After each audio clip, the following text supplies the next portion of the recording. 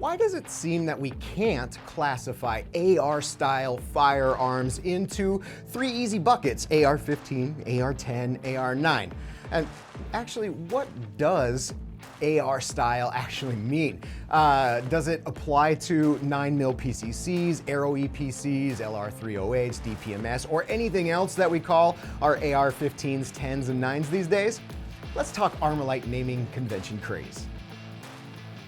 Hey guys, Randy with AT3 Tactical today, discussing the three common and widely used modular firearm nomenclatures and how the firearms community, you guys, me too, are somewhat turning the AR moniker into more of a universal household name like Kleenex for tissue or Velcro for hook and pile tape. So let's take a look at each one, talk about what they are, the names they go by, calibers they come in, purpose or mission they serve, and then see if we can't come back and try to answer that question of, can we lump all these modular semi-auto firearms, regardless of caliber and length, into those three categories: AR-15, 10, and AR-9? All right, I think a majority of us can agree that AR-15 is already a household name, even in its various caliber configurations. So let's start with today's AR-10 platform, which is getting more standardized by the year or the month. So I say today's AR-10 because not only are there mainly four calibers that probably make up 80% or more of AR-10s out there, your 308, 7.62 by 51, 6.5 Creed, 243 Win, but the more you watch the AR parts industry, the more you might find that these days DPMS versus LR308 versus AR-10 versus SR25, those days are just kind of at an end. To that point, during our 5-part AR-10 Builder series, we had no problem finding everything that we would need to build any one of those 4 caliber, quote, AR-10s, and we'll link that below if you're interested. There's just so many manufacturers and brands out there today making cross-compatible parts.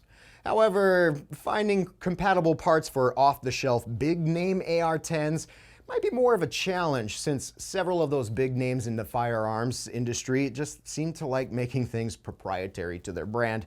That's understandable.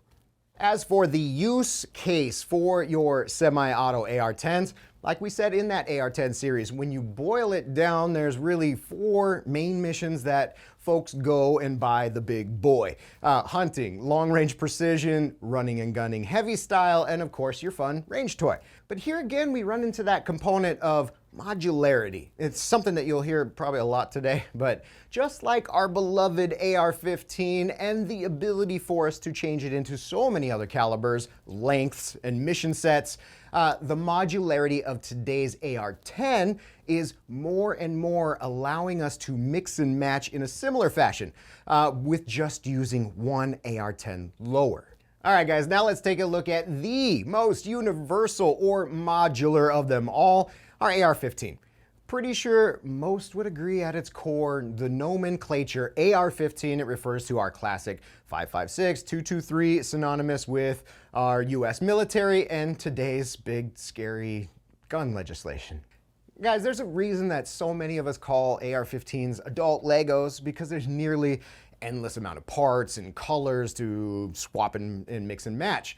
I think we pretty much beat it all to death in that entire 17-episode Ultimate AR Guide, link below again. But what we didn't hit on too heavily was caliber options and configurations that you can slap on to your AR-15 lower. Calibers like my favorite 300 Blackout, where I just need a new barrel, or calibers like my 6.5 Grindle, where I need a new barrel and a BCG. The point is, as long as I remain legal eagle, I very well could have a Stoner Cloner 5.56 AR-15, swap out my upper and have a 7.5-inch 300 Blackout truck gun, and then in the fall, I'll slap on my 450 Bushmaster upper and then go bag a deer or two. It's not only that, there's so much modularity in our AR-15 that it was only inevitable for manufacturers to figure out how to send 22 long rifle through the AR-15's similar diameter bore. I mean, if you look at it, the AR-15 has dominated the top of the top selling US rifles for several years. Best part about the 22 conversion kits, it's just a blowback BCG and a modified magazine, and then you're plinking for pennies on your main AR-15 platform. It's good practice. This actually leads us right into talking about the AR-9 naming convention, because you can absolutely build a 9mm upper with blowback BCG and magazine well adapter block and then go gallivanting around the range just dumping your Glock pistol mags all with the same lower. Okay, check this out. We built this 9mm pistol caliber carbine PCC exactly how I just mentioned, but what is it? Is it an AR-9? Is it a 9mm PCC? Well, yes, this particular build is chambered in a pistol caliber, and yes, it is shorter than 20 inches to be considered a carbine, but does that mean we can't call it an AR-9? Actually, what is an AR-9 considered today? I'd say it's most commonly tied to shoulder fire pistol caliber rifles, under that 16 inches where you have to pay Uncle Sam to actually shoulder it. For me, I tend to lean towards calling everything in this modular semi-auto pistol caliber an AR-9.